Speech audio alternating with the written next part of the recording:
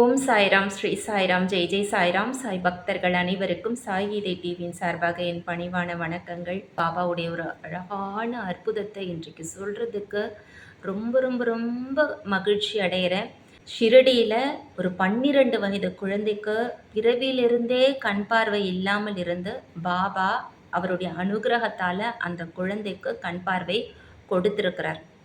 அந்த அற்புதத்தை தான் இன்றைக்கு பார்க்க போகிறோம். நவம்பர் 11ஆம் தேதி அன்று நடந்த மிகப்பெரிய அற்புதம். இதற்கு முன்னாடி ஒரு ஷார்ட் வீடியோ போட்டிருக்கேன். அதில் பார்த்தீங்கன்னா துவாரகா மாயி பற்றி பாபா சொன்ன விஷயங்கள் தான் அந்த ஷார்ட்ஸ் வீடியோவில் மெசேஜாக உங்களுக்கு வந்திருக்கு. சாய் சச்சரிதத்திலேருந்து எடுத்த வாக்கியங்கள் தான் அவைகள். அந்த துவாரகா மாயில காலடி எடுத்து வைக்கிற யாருடைய துன்பங்களும் முடிவடையாமல் இருக்கவே இருக்காதுன்னு பாபாவே சத்தியவாக்கு சொல்லியிருக்கார். நம்ம துவாரகா மாயில கால் எடுத்து வச்சிட்டோம்னா அதுக்கப்புறம் நம்ம அவருடைய குழந்தைகள். அது தாய் மடி, அன்னை மடி அப்படின்னு பாபா சொல்றார். இந்த துவாரகமாயி ஆனவள் ஒரு தாயின் மடியாக தான் பாபா அந்த துவாரகமாயியே சொல்றார். அப்படி அந்த துவாரகமாயில போய் இந்த குழந்தையும் இந்த குழந்தையுடைய தாயாரும் அமர்ந்து அங்கே ஒரு தொலைக்காட்சி இருக்கும் இல்லைங்களா, அதில் பாபாவை நம்ம பார்க்கலாம். துவாரகமாயில உட்காந்தே சமாதி மந்திரில் நடக்கக்கூடிய ஆரத்தியை நம்ம பார்க்கலாம். அப்போ அந்த தாயார் அந்த குழந்தையிடம் சொல்லியிருக்காங்க, அந்த பையனிடம்ப்பா பாபா தெரிகிறாராப்பா, ஆரத்தி நடக்கும்போது பார்க்க சொல்லியிருக்காங்க. அப்போ அந்த குழந்தை எனக்கு தெரியலம்மா அப்படின்னு சொல்லியிருக்கான்.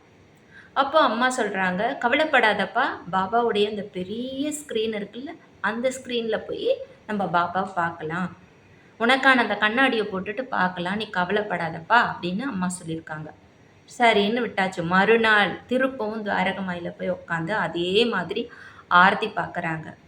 அப்போ அந்த குழந்தை ஆர்த்தியை பார்த்துக்கிட்டே இருக்கும் பொழுது திடீரென்று அந்த குழந்தைக்குள்ள ஒரு மாற்றம் ஏற்பட்டு அந்த குழந்தை கத்தி அலறி ஒரே சத்தம் போட்டிருக்கு, பயந்து பதட்டம் அடைஞ்சிருக்கு. என்ன காரணம் அப்படின்னு கேட்டிங்கன்னா, பாபாவிடம் இருந்து ஒரு ஒளி அந்த குழந்தையுடைய கண்ணுக்குள்ள ஊடுருவி அந்த பார்வையற்ற அந்த குழந்தைக்கு பாபா கண் பார்வையை கொடுத்திருக்கிறார். பெரிய பரிசு, பெரிய ஆசிர்வாதம், எல்லையில்லாத சந்தோஷம் அந்த தாய்க்கு. அந்த நேரத்தில் எப்படி இருந்திருக்கும்? 12 ஆண்டு காலம் அந்த குழந்தைக்கு கண்ணு தெரியல. அதாவது வலது கண் குழந்தைக்கு தெரியல, இடது கண் தெரியும், வலது கண் தெரியாது.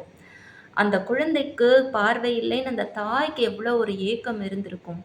அந்த ஏக்கத்தை தணிக்கும் வகையில் திடீர்னு யாரும் எதிர்பார்க்காத ஒரு சூழ்நிலையில் அந்த அம்மாவே எதிர்பார்த்திருக்க மாட்டாங்க, அந்த குழந்தையும் எதிர்பார்த்திருந்திருக்க மாட்டான். அந்த ஒரு எதிர்பாராத சூழ்நிலையில் ஆசீர்வாதத்தை கொடுப்பார் பாருங்க. எதிர்பார்க்காத நேரத்தில் அப்படியே ஒரு இன்ப அதிர்ச்சியை பாபா அந்த குடும்பத்துக்கே கொடுத்திருக்கிறார். அதிர்ச்சியே ஒரு பக்கம், அந்த குழந்தைக்கு சந்தோஷம் ஒரு பக்கம், அம்மாவுக்கு ஆனந்தம் ஒரு பக்கம். அதை அந்த குழந்தை, அந்த அம்மாவிட அந்த குழந்தை அழறத பார்க்கும்போது தான் இன்னுமுமே ரொம்ப மனசுக்கு இதுவாக இருக்குது. சொல்கிறதுக்கு வார்த்தையே வரல எனக்கு. பச்சிளம் குழந்தைகள், பிறந்த குழந்தைகளுக்கு வாய் பேச தெரியாது. ஆனால் அந்த குழந்தை ஏன் அழுது, எதுக்கு அழுது, பசிக்கு அழுதா, தூக்கத்துக்கு அழுவுதா, இல்லை வயிறு வலி அதனால் அழுகுதான்றது ஒரு அம்மாவுக்கு தெரிந்த பட்சத்தில் வேறு யாருக்கும் தெரியாது. அது மாதிரி தான் பாபாவும். ஒரு குழந்தைக்கு உண்டான வலி என்னங்கிறது ஒரு தாய்க்கு எப்படி தெரிகிறதோ அது போல தான் பாபாவுக்கும் தன் பக்தர்களுக்கு ஏன், எங்கு, எதனால் கஷ்டம் அப்படிங்கிறது முழுமையாக அவருக்கு மட்டுமே தெரியும். அந்த பூர்வ ஜென்ம கணக்குகளை எல்லாம் கொஞ்சம் கொஞ்சமாக தன் அனுகிரகத்தால் கழிச்சு கட்டிகிட்டே அந்த நேரத்துக்காக காத்துக்கிட்டே இருந்து அனுகிரகம் பண்ணுவார் பாருங்க பாபா.